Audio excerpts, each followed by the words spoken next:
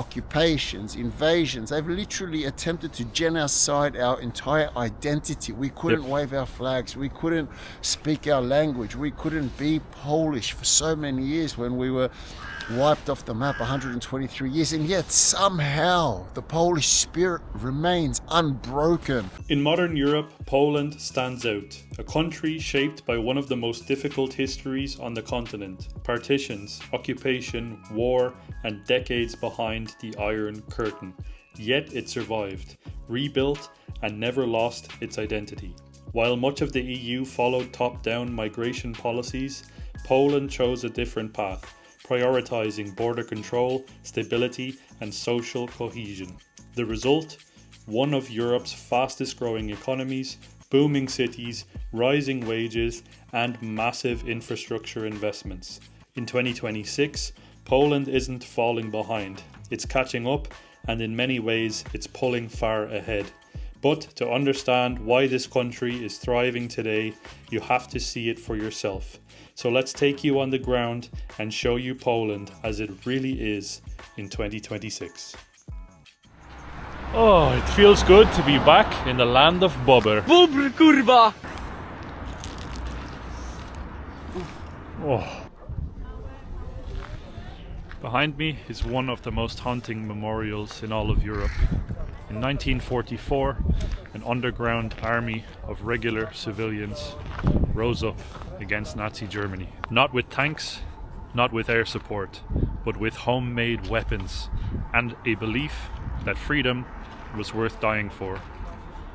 By the summer of 1944, Warsaw had been under brutal Nazi occupation for nearly 5 years. The city was starving, terrorized, and systematically destroyed. As the Soviet Red Army quickly approached from the east, the Polish liberation forces really felt that this was their last chance to liberate their capital city on their own terms.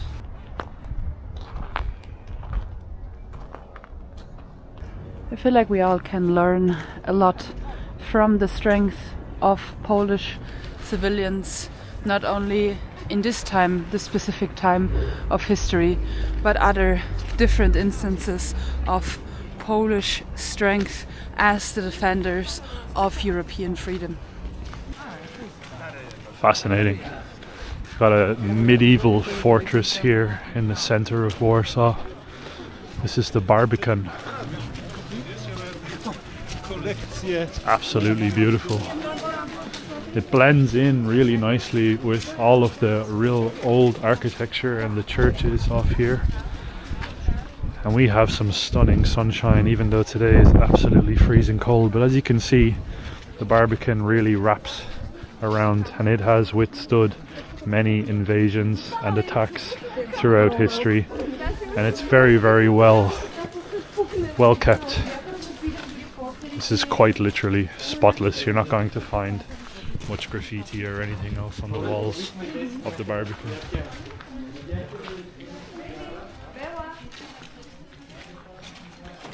The Warsaw Barbican was destroyed and rebuilt many times in history. The last time was during the Warsaw Uprising, and then it was rebuilt in 1952 up until 1954 to the plans of the 17th century architecture, basically, and that's the version that you can see right now.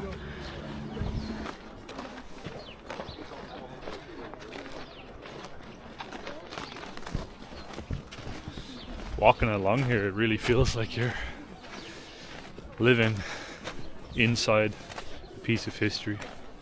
And being able to touch these walls, no matter how many times they've been rebuilt throughout history, it's just really cool.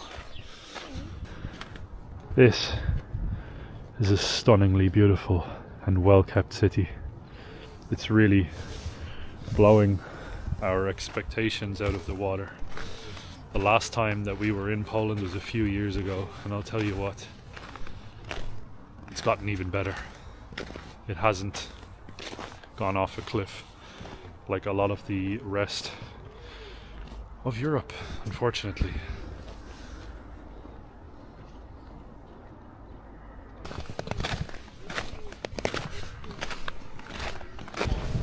Fascinating. So we just had a look inside of the Archcathedral Basilica of St. John the Baptist. Believe it or not, that is the oldest church in Warsaw's old town. It stretches back all the way to about the 14th century, which was long before Warsaw was even the capital of Poland. Kings were crowned in there, and the history of this city and the history of Poland is quite literally etched into the walls of that church. So beautiful. On the inside of St. John the Baptist, you can see all of the different flags from within Poland, which is so great to see, and it really gives you sort of a sense of how proud the people are to be Polish. And the cathedral also was full of locals and tourists alike. People were praying, so it does seem like Catholicism is still very much alive in Poland. It's so great to see.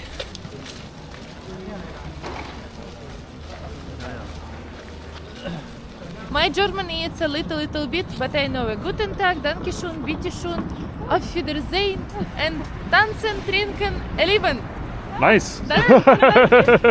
And your name? Naomi. Naomi. Very nice to meet you. Nice to meet you. Luke. Luke. You look so happy, Luke. Thank you. Oh, you meet me? I think you mean Warsaw have a nice people, yeah? Yep. I live in Poland for years. Okay, you Very like long it? Time. Yes, I like it. It's safe for you to live, and people are friendly, and Yes, yes. Nice. Good people, good atmosphere, tasty food. I like this food. Yep. Yeah. Weather not good because Yeah, it's yeah. so much cold. For Yeah. Me. Yeah. Similar to Ukraine, no? Similar, little bit. But Poland have more wind. Ah, okay. Hard Yeah, wind. true. Yes, True. yes, because mountains and nature and very hard wind, and sometimes it's oh my god. Talking about Ukrainians just because it's suitable, and we just met a lovely girl from the Ukraine there. Obviously, because of the Dublin contract, lots and lots and lots of Ukrainian refugees have crossed into Poland since the war has broken out.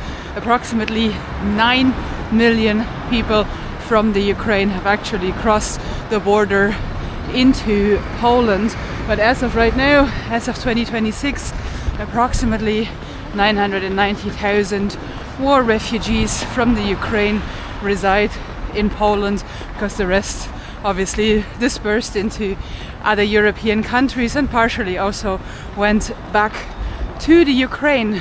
Poland is actually one of the countries that decided not to take irregular migrants into the country in order to protect its own culture, its own religion, and of course its own people, which is something that other Europeans can only wish for and pray for. And I think actually more and more European citizens wish that their government would do something similar to the one of Poland or the one of Hungary. Wow. 310 meters. The tallest in all of the European Union, taller than any skyscraper in Paris, Berlin, Madrid, anywhere else in the EU. Absolutely reshaped the skyline of Warsaw. Believe it or not, construction began on the Varso Tower in 2017 and it was finished by 2022. Tell you what, my home country in Ireland, they're building buildings that are less than 100 meters tall for 15 plus years. So we need to get in touch with whoever built this tower. Let's go inside and check it out.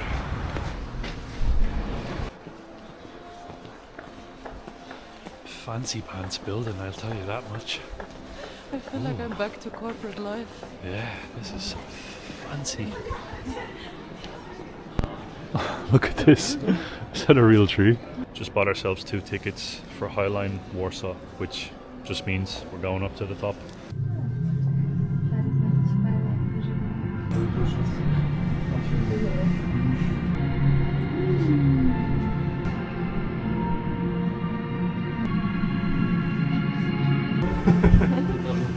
Jinky.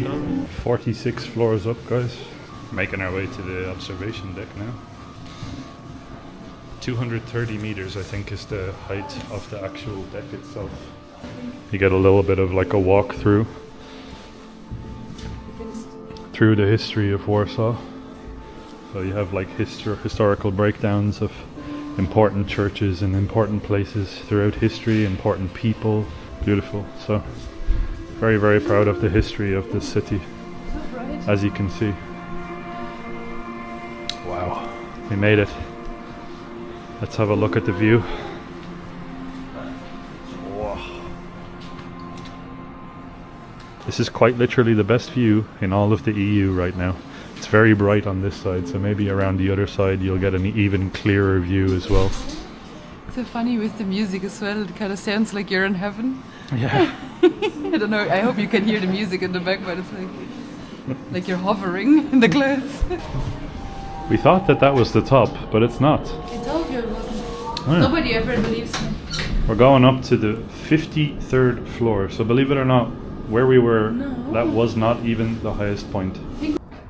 So this piece here, that's what actually makes it all the way up to over 300 meters, 310 meters at the very tip of that.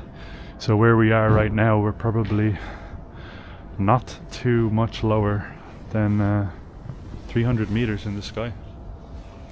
Bubr kurwa!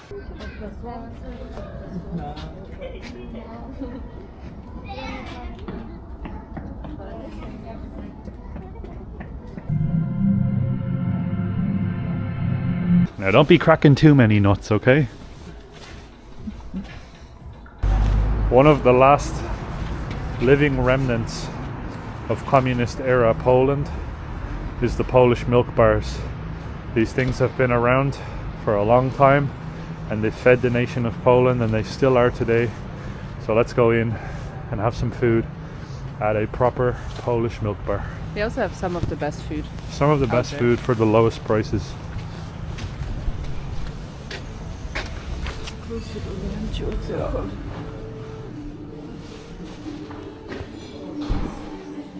So this big proper Polish feast that we have here, check this out. I've got meat-filled pierogi with onions over the top. I think they're like grilled and fried onions over the top.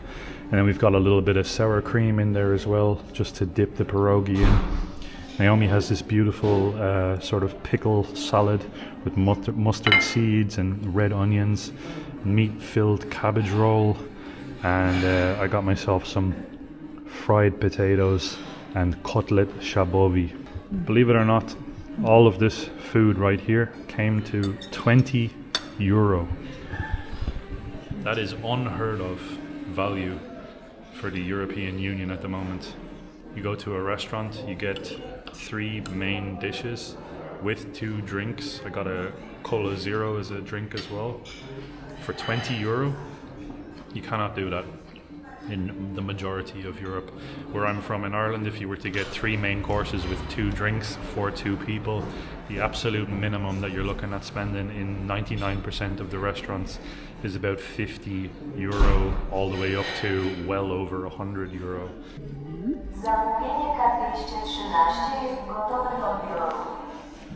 Man, working class establishment. That's what I think of when I think of milk bars. It has the connotation to be tied to the communist era because of obviously the time that the milk bars were created.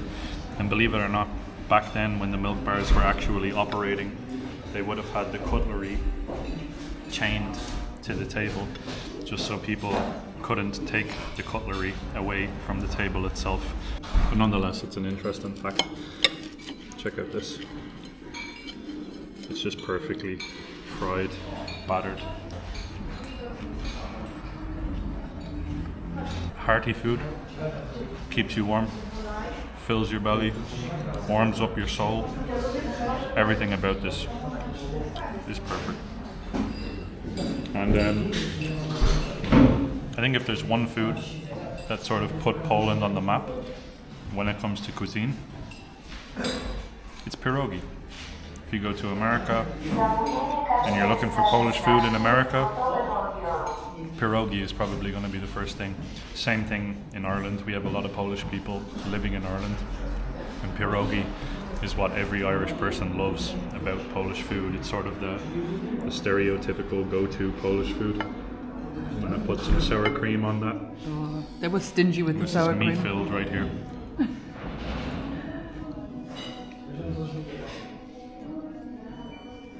The best way to describe these, it's like a pot sticker dumpling. If you are in Asia, it's like a heartier version of a Chinese pot sticker dumpling. Look at this, it's an entirely robotic bakery.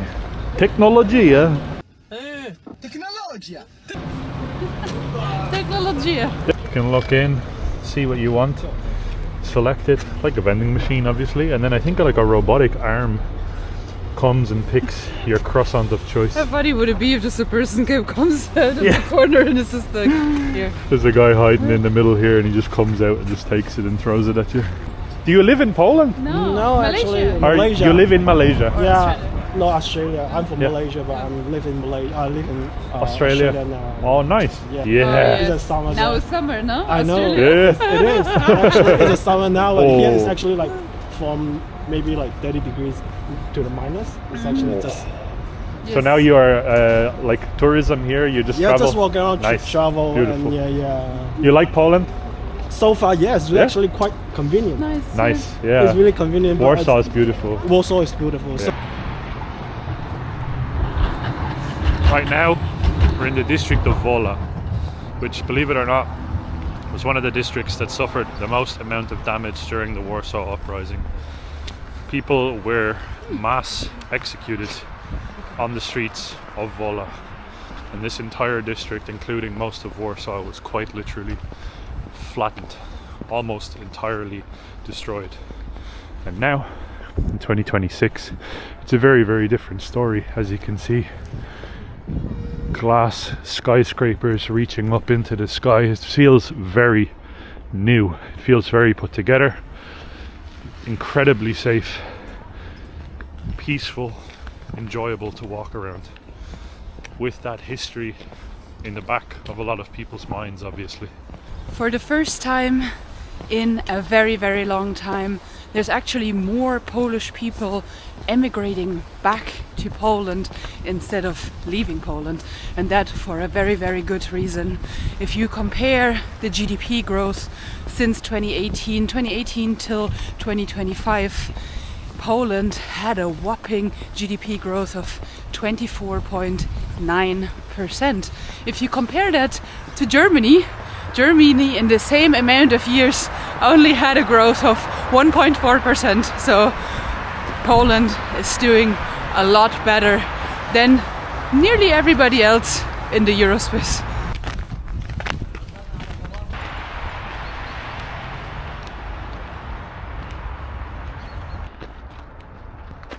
Now, I suppose the best way to describe Warsaw, if I was to describe it to an American, I would say Warsaw is basically the New York City of Europe. This here is like a mini Central Park, and if you have ever been to Central Park, you will have the skyscrapers and buildings. This one here actually is the Palace of Culture and Science, and this is a Stalinist, brutalist building. Some people love it, a lot of people hate it. And this park here is like a little mini Central Park. The only difference is Warsaw is millions of times safer, millions of times cleaner than Central Park and basically all of New York City. Talking about the comparison with New York City, of course wages in Poland are lower, but cost of living is also 47% lower than the one in New York City. And property prices here in the city of Warsaw are about half of those in Berlin. So a nice life is a lot more feasible and possible, I suppose, in Warsaw than in New York City or Berlin.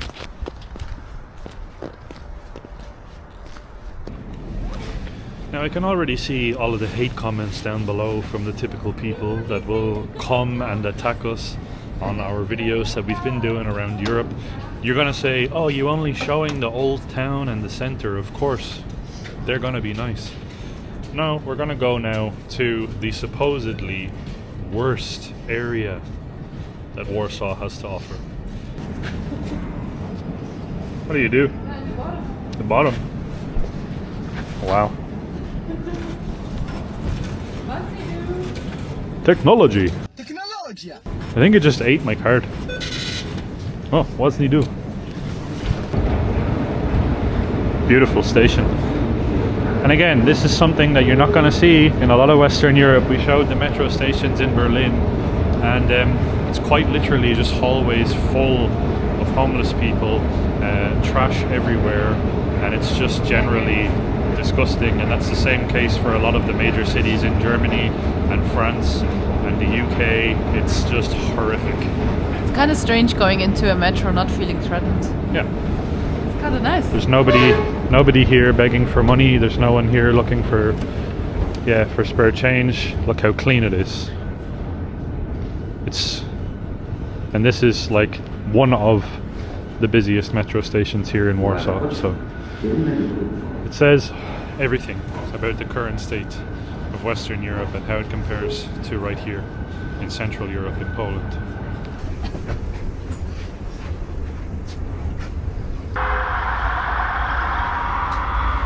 Welcome to the hood. Oh no! Oh no. Feeling in danger yet? Yeah. So the buildings, freezing, maybe. the buildings definitely, the architecture and the buildings, they got a little bit more grey, a little bit older looking. Oh, and there's a really beautiful Orthodox church just over here as well. So there's also a lot of sirens. So maybe you guys aren't lying when you say this is the bad part. Yeah, it's an ambulance. It's an ambulance It's not too. the police. Hopefully the person is okay. Yeah, it definitely looks a little bit more grungy. Like it looks like you could be in like an early 2000s like MTV music video.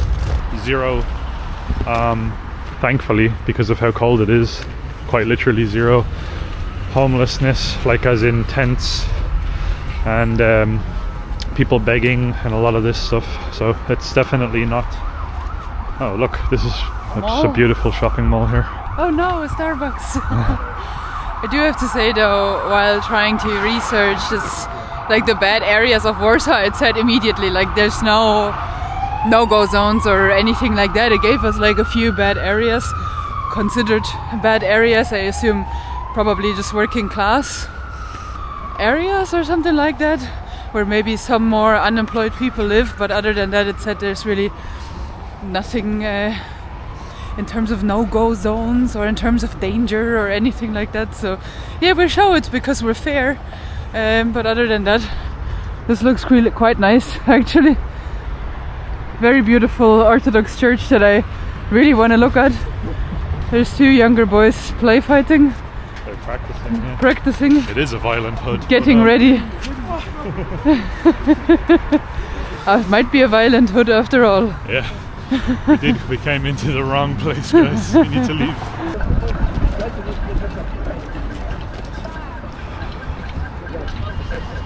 What a beautiful church. It looks like it could be somewhere like St. Petersburg or something like that. Or Sofia. With the domed roofs. This is beautiful. I feel like this has even more charm and character than the old town and the center.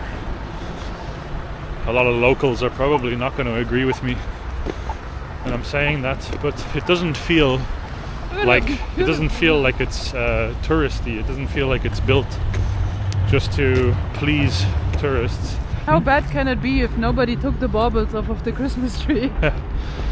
The Christmas tree in Brussels and a lot of the other European capitals, they were attacked. The one in Brussels was set on fire. The one in Paris was set on fire. The nativities were attacked. The Christmas decorations here are completely intact. So that just says everything that you need to know. I think the issue that areas like this in Warsaw probably have is lower levels of income in these parts, and then you have a lot of apartments, and the lower levels of income will lead to people, of course, drinking and possibly drug abuse and stuff like that. And then of course you're going to have some crime twisted in to people that are doing that type of stuff. So one of the reasons that this side of Warsaw gets sort of the character of the rough side, it simply has to do with the fact that when Warsaw was flattened during World War II, Praga was a lot less damaged. So it wasn't flattened in the same way as the other side of the Vistula here in Warsaw is.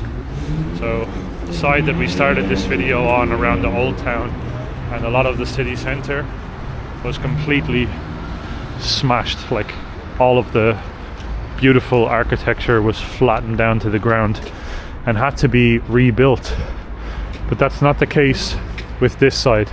So a lot of these buildings are standing here and were standing during World War II. They weren't rebuilt, they're not replicas like this building over here across the way. This very likely stood here, and this one right here next to us as well. These buildings very likely have been standing since around the 1920s, 30s, 40s, all the way up until now. They weren't rebuilt or repurposed into fancy hipster cafes in the old town. So this is a lot more of the authentic side of Warsaw. It's not dangerous. It doesn't feel sketchy. It's still quite literally the same. It's just looks wise a little bit more stark and a little bit more intimidating. So believe it or not, we bumped into a Polish patriot, an Australian, that made his way over to Poland about 1.5 years ago. He has a lot to say, and his heart is full of pride for this beautiful country and for Warsaw. This is our new friend, Hectic Hector. Oh, dawaj, Polska Duma, dawaj! This guy is an absolute gentleman, and like I said, we managed to arrange a little meetup, and he's going to give you a little bit of a background as to who he is and sort of the reasons why he loves Poland so much. So give us a little bit of a background, a little bit of context as to who you are and why you came to Poland. Yeah, born and raised in Australia from Polish parents, Polish upbringing, Polish background, so Polish roots, Polish blood, spirit. Look at this train, by the way. How sick is that? I love it, I love it. Look at that, with the sun slowly setting. The beauty in life, it's incredible. Brought up in a rougher part of town, but now traveling the world after overcoming addictions and different problems that my life was taking a root of. And just so thankful now to be living, to be experiencing things. Always from a very young age, I was taught from my parents about Poland and the history, the culture, the traditions. Once you learn the Polish history, and then you hear these crazy things being said by far left extremists and communist Marxists or whatever, you've realized that there's so much more to it. It's not so black and white. And when you learn about the Polish spirit, the Polish history, the Polish incredible way that we do things, the way that we live our lives, it's just fascinating to learn. And you fell in love with this country for that very reason. Australia, where he was born and raised, it's going in a very similar direction, I think, to the EU. Let's walk along the river. If we don't fall on our asses, probably. It's got stairs here, but they're covered in ice. So Australia basically is going, as many of you guys will know, we have quite a few viewers from Australia, and a lot of you will comment down below saying that we need to come and visit, and we will at some point. If it's very far away, we're going to make our way over at some stage. And Australia is going in the same general hellscape direction as Europe, and that is what we've been touching on now as of the last couple of months here on this channel, and we're going sort of deep into it. And I believe that Warsaw Warsaw and a couple of other cities in Europe are still strongholds of Christianity, and they still believe in the vision of Christianity, of European values, of things that have built Europe and sort of maintained and held on to the history, the vast history, such as places like Warsaw has. So Australia definitely in recent years, and I think actually for quite a long time, same with the European Union, has been going the opposite way of that. They're going down more secular route, and it's very sad to see. And the contrast between Warsaw and a lot of those cities that we've already shown you guys, we've shown you Berlin, we've shown you Paris, we've shown you Brussels. It's laughable when you compare it to a lot of cities such as this one right here. So I want to ask you, I guess, what are a couple of things that sort of draws you in here? Like, are you a fan of the hooliganism? Are you a fan of the food? What's like the stuff? What's like your big loves about Warsaw? Just a lot. It's a nation and a culture built on respect, massively to your common person. There's the perseverance of the Polish people is just something that is just so unbelievable, you know. We have outlasted every empire that has tried to destroy us. We have experienced more and been through more than anybody else on planet Earth when it comes to the last 250 years or so. Occupations, invasions, they've literally attempted to genocide our entire identity. We couldn't wave our flags, we couldn't speak our language, we couldn't be Polish for so many years when we were wiped off the map 123 years, and yet somehow the Polish spirit remains unbroken. It continues to be this pride that comes out is so natural when you look at that history, when you understand it, and the Polish people wanting to keep what it means to be Polish. Yes. Our language then becomes such a beautiful way to show that outward expression of being Polish. You can straight away tell that, you know, that's what you are. You can our food, our costumes, our different traditions. It's all just the Polish spirit in general. And then when you see things like the flares and another beautiful look train, at that. I just love on the sunset with the stadium. Unbelievable. When you look at the flares and the last, for example, Independence Day here, they said that there will be no. Oh, look at this train as well. So we are literally. Yeah, a number of trains. yeah. We're in awe of this just scenery here. We're on the Vistula River right now, an incredible point in the history of Poland and of Warsaw. This was quite literally the frontier of Christian Europe at one stage, and look at this. It's just gorgeous. Yeah, and, man. So when you see the Independence Day, for example, they made it as difficult as they can for all us patriots to express the pride that we have in regaining our independence after so much oppression.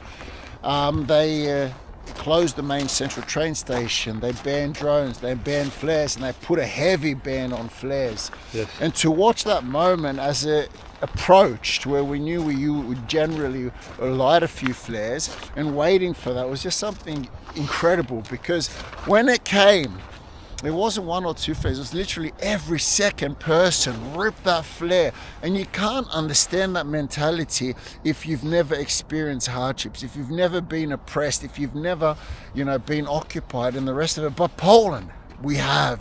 And every second person in this massive symbol of rebellion, of defiance, of togetherness, of solidarity, we ripped our flares and we held them high, and it was just the whole place went up in smoke. Unity. It was something so beautiful to see. And even walking here, you take for granted that this is beautiful trains and stadiums and snowfields and everything. But these are the exact places where we fought against the Bolsheviks, which were the 1920s wokes, the communists, the Marxists, these crazy ideology that were wiping everybody out in their way. And they came and thought that they would take Warsaw easily. And then against all odds, we performed what we call the miracle on the Vistula, in history, one of the 10 most important battles. Most historians agree on that. And that happened right here. right And here. that's just unbelievable, yeah. And it was against all of us. They didn't think it was possible, and we did. We chased them back to Russia, and then later, the Germans came, and then this was only 20 years later, which is crazy, that they were occupying all of Warsaw, and they were all in these streets here, and again we were oppressed, again we were occupied, and then the Russians, who at that time were part of the Allies, they sat on the other side of the river, just here. The Red Army. Yeah, and they told us, we'll help you, this time we're together, this time. And they knew how dangerous we were, even though we were outnumbered, even though we were out, supplied with weapons. And they waited, and they thought, if we can only weaken these Polish fighters, Yes. then we'll be able to take them once Germany does as much as they can with them. And it happened. When they were meant to come and help us, when they told us, make this the moment, we started to fight. All civilians, all people here, the underground army, we started to fight, heavily outnumbered, heavily outweaponed. And we started getting slaughtered, and then Russians never came. They betrayed us, and then they took Warsaw later. And then again, everybody, 1945 goes home after World War II. Everyone's happy again. Poland again occupied, again oppressed, again, it's... Yep. And yes, somehow we've come through all that. And only now, 37 years slowly heading towards there of freedom, of independence, of progress. And look how far we've come. Yes. Look how far Poland has come now. The leader of all of Europe, everyone now in Europe is looking to Poland, the superpower. It's incredible. Yes. And so now you can understand, with all that being said, the mentality of somebody, Polish people, when they think that war is not far ahead. In the 1,000+ year of our history, this is the longest period without war.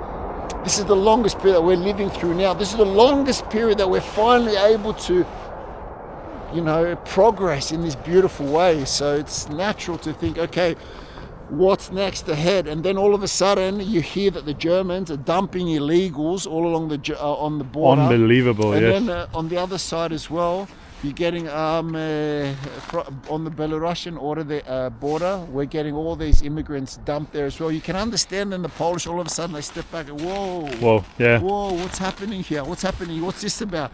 Are we getting invaded again? Another hybrid warfare? What's this leading to? Where is this going? You can understand that. Yep. We want peace. We finally got it. We're finally experiencing this beautiful moment in history. We want it to stay. 100%. When you understand the history, as he just explained so perfectly, you can see clear as day why Poland is standing against what's happening in a lot of Europe, because it's crystal clear to them that this is basically some sort of a psyop, and it is intentionally being done to dilute the culture of Europe. The more you dilute the culture, the more you take away religion, the more you infiltrate the education system, the more that you sort of infiltrate all of these systems that have been proven to work for over thousands of years and built Europe into what it is today. The more that you dilute and destroy that and separate and divide society, the weaker it becomes. And thankfully Poland is a frontier standing against that. I think it's a very beautiful thing, though, that the Polish people actually held on to their own culture, even though the country went through so many things at the hand of the Germans, at the hands of the Russians and so on. You still have a proper Polish identity. You can, when you come to Poland, you actually understand, okay, you're in Poland. If you go to France, if you go to Germany, Ireland, you can't tell. I mean, the language might change, but the culture and the traditions seem to be blurring somewhat into each other. And I feel like the Polish people have really learned from what happened in history, whereas nations like my own, nations like Germany, nations like Italy, they're forgetting their own history. We have learned, but maybe in the wrong way. Yes. If you know what I mean. 100%. And I guess another question. We have so many questions. Let's go over the snow. It's probably pretty deep snow. Have a look at this. Yeah, it hasn't been like this in a good 20 years. This type of snow, so I just can't. You love this stuff. It's so special. Unbelievable. And it's interesting as well, because right now everybody, the whole world, especially all the younger generation, they all know about Palestine. Everybody's hashtag, everybody's bio flag is Palestine. And so you wouldn't have any issue if Palestine were to receive borders and to receive, land that became theirs. You would have no issue if they then were apprehensive towards anybody encroaching on their borders. You'd have no issue with any issue that they would have of flying their flags or showing their colors and whatever. But you have issue with Poland showing our pride, being very reserved when it comes to opening our borders. You have issue with that. Yep. Why? Because white narrative equals bad, etc. But it's not our history. We've experienced, even though it's not nice to compare sufferings, we have persevered more than Palestine has. Oh, yeah. And in every metric as well. Yep. Talk about the percentage of a city destroyed. Talk about the amount of lives lost. Talk about the amount of years spent without borders or without somewhere to call their own as such.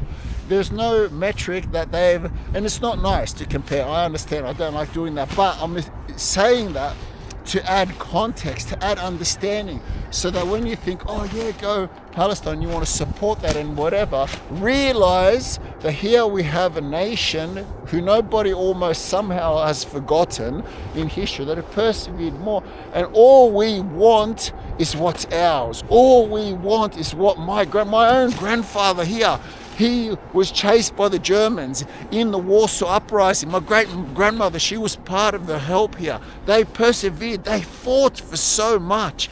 And all over Poland, no matter where you go, every village, there's history there. We want what's ours. Yep. We want what we have fought for. We want what we are finally enjoying. And there's nothing evil about that. And I've spoken to Polish people after Polish people. And as well, what is the leftist extremists will tell you are all our far-right extremist rallies, which they're not. They're just people showing pride, and national pride, patriotism is a beautiful thing. But I've been inside, my feet on the ground. I've asked people, what if someone comes here from a different nationality, shows full respect to the Polish culture, shows full respect to the Polish way of life and the way that we do things, our language, our history, and they want to then add to the Polish way of life. They want to add to our society. Do you have a problem with that? No. Nope. It's not about that. People, if you come here and do the right thing but not mass, not irresponsibly, the way the EU politicians are doing because of money in their own pocket, they don't live inside the societies that they have destroyed all over Europe. Exactly. Do it properly, do it carefully, do it, for the people, and it's possible. And Polish people are incredibly reasonable, but come here, don't show respect, and you will find out very quickly that we don't tolerate rubbish. Simple as that. And it's good. It is good. Luke and I can probably talk about that as well, because obviously we came here, I believe 3 years ago, maybe 4 years ago, making lots and lots of videos about Polish culture, about Polish cities, and we have been nothing but welcomed. And especially me as a German, looking at it historically, Polish people don't owe me anything. They don't have to be welcoming to me. They don't have to be nice to me. Historically speaking, if you speak to your grandparents and so on, I'm sure a lot of Polish people could say the one thing or the other about German people. And we've been nothing but welcomed. But that's because we came here to respect the culture, to highlight the great things about the traditions, and actually leverage it that way, to show it to the world instead of diminishing it or diluting it. For sure, yeah. And a good message as well, I'll say one thing, to influencers that want to come here and they want to show Poland, everybody come. Listen, your own pockets is what you're worried about. You're trying to get views, you're trying to get this, that. But make sure you add context. Make sure you add a little bit of understanding for people to understand that there is respect needed in Poland. Again, we have persevered more than anybody else. Don't come here and be a victim. Don't be a victim in Poland. We persevered more than you throughout our last, especially 200, 250 years, which is what everybody references to in our modern memory of history, So don't come here and then claim to be a victim and whinge about Poland, this and that and this and that. Come here with respect, show respect. And the same way that we do, the way that I do, I've traveled the world for the last 9 years non-stop, lived in many societies, many communities with utmost respect. I walk in and I'm thankful that they allow me in there. I want to learn about their way of life. I want them to show me their traditions, their culture, beautiful things about their way that they do things, which is what we want here. Nothing unusual. Yes. Nothing unusual. Come here, show that respect, and you won't have issues. 100%. All Polish people are asking for is a reciprocation of respect. And it's the same. The same should go for every country, and that's exactly very, very strongly the message that we're trying to get across here. Being proud of your nation, being proud of flying your flag, it's not a bad thing. You're not a Nazi if you're proud of your country. Nazism and all of that ideology is very complex, very deep, and obviously a completely, almost, I guess, a different sort of matter. It's a word now that has been transformed by a lot of people that I guess you could call them communists and Marxists. They know that they can use that word, such as racism or Nazi or any of these words. They can use that almost as a virtual weapon to demean and belittle and dehumanize people who simply just want a homeland to be proud of. And that those words are being used now against people like our friend Hector and like Polish people. Or us. Simply for being proud Europeans, for wanting somewhere to call home, and for basically taking a stand for Christianity as well. Because if we're being entirely honest, and the Polish people, and I'm sure Hector will agree, Poland is a Christian nation built on Christian values, Christian morals. The Polish people are incredibly moral people, and that's the reason why society functions so well here. It's the reason why the streets are so clean. It's the reason why it feels safe for women to walk around.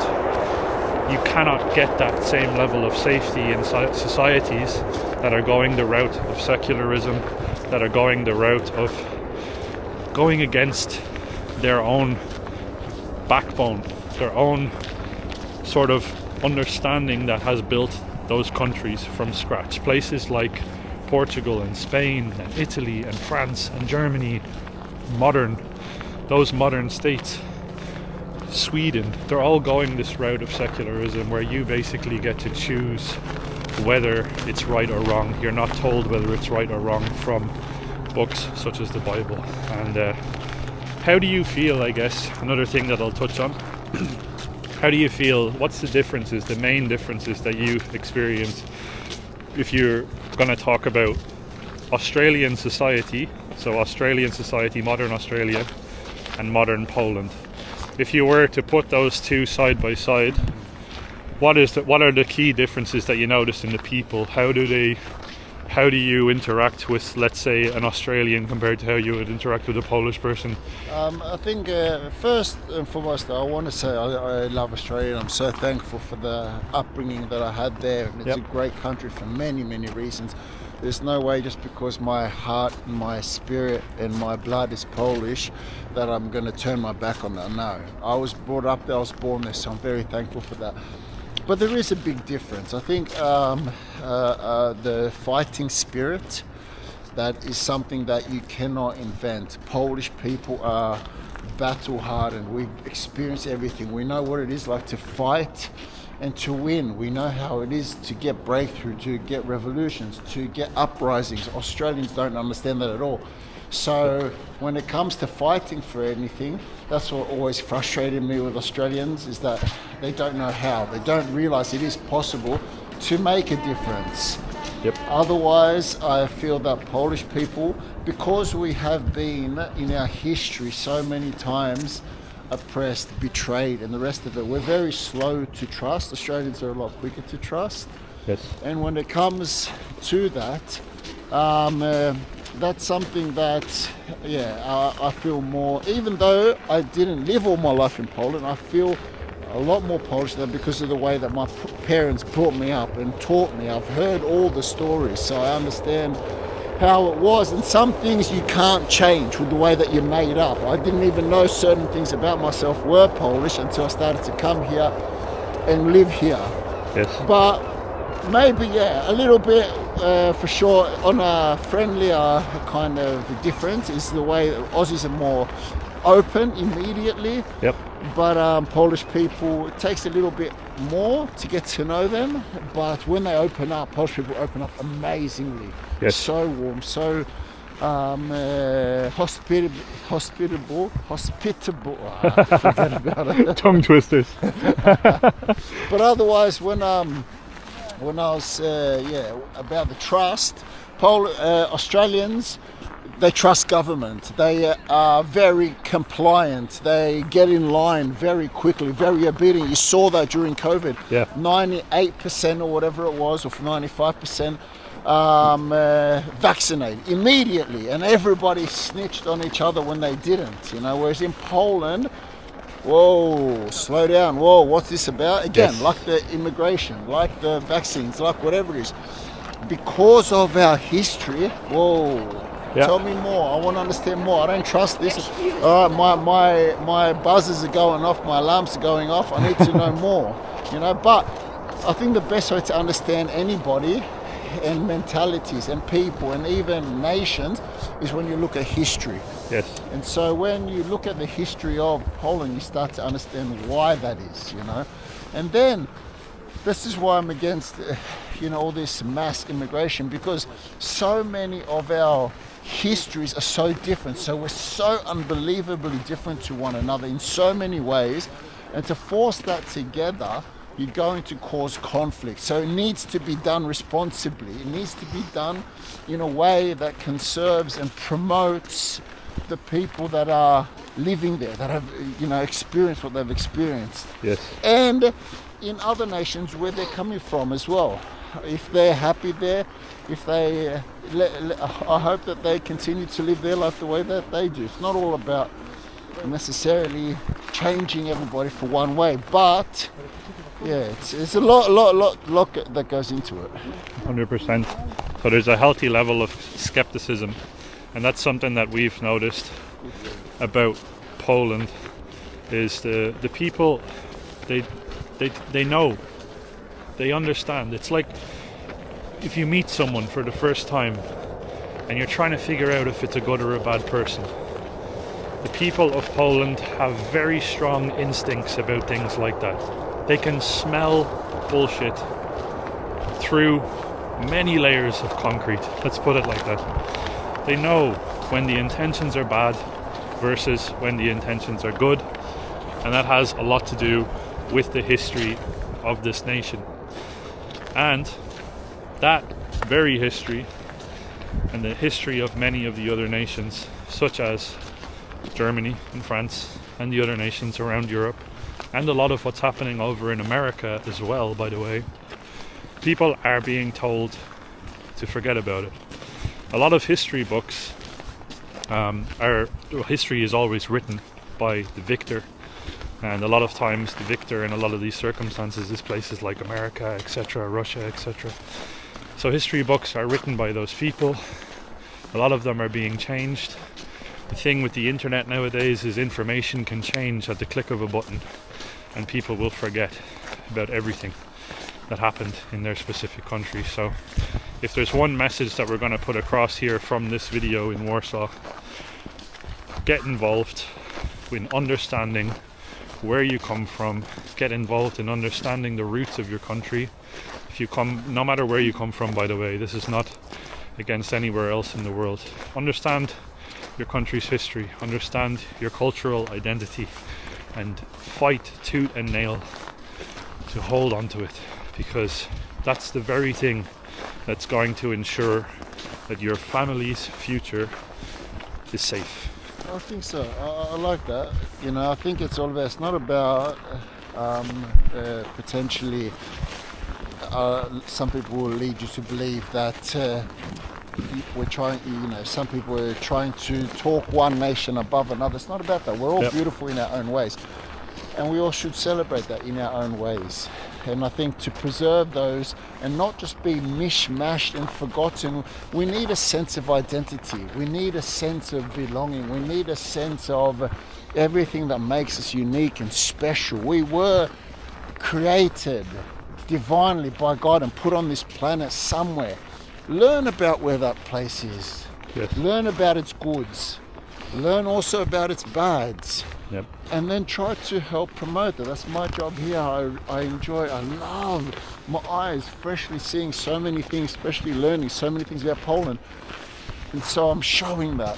Yep. And so I'm explaining that. And so I'm, really promoting that in a way that is so authentic.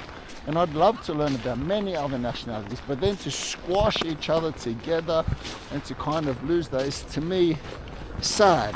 Yes, 100%. It's heartbreaking as well. You also need to remember that the second that you forget your own history, you are doomed to repeat that history. Yeah, exactly. And in the case of a lot of countries, we don't want to do that. So let's just remember our history, please. So, this has already been going now for quite a while. But I'll ask you one final question. Sure. If you have one message that you want to get across to the people that are watching this video, to the people of Poland, to the people of Europe, what would it be? It would be, life is beautiful, appreciate wherever you are, learn about it, educate yourself to understand the people, learn about their history, try to understand, don't just believe the mainstream media especially, because their purpose is to divide us, to keep us at each other's throats. Think for yourself, enjoy the beauty. Look at these Polish flags, everywhere you see Polish flags, there's so much pride in that. The sun setting on the windows there. Just learn about one another, and if you want to come to Poland, remember, don't be a victim. Come here with full respect, the way that you would hope that people would treat you if you were to invite them in your home, something like that, But otherwise, Poland is amazing, and always remember, love life. Yeah. Beautiful. So guys, Hector's channel is going to be linked down below.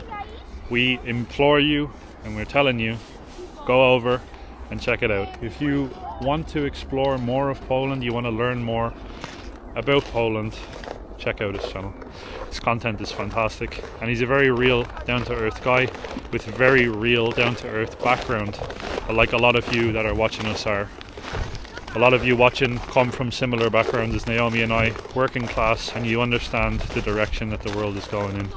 But from here, I think this is the perfect spot for us to say goodbye. God bless Poland, God bless the people of Europe. Christ is King, and we'll see you guys in the next one. God bless you all. Bye bye. What a beautiful shot. Yeah, isn't it? Whoa! Unbelievable.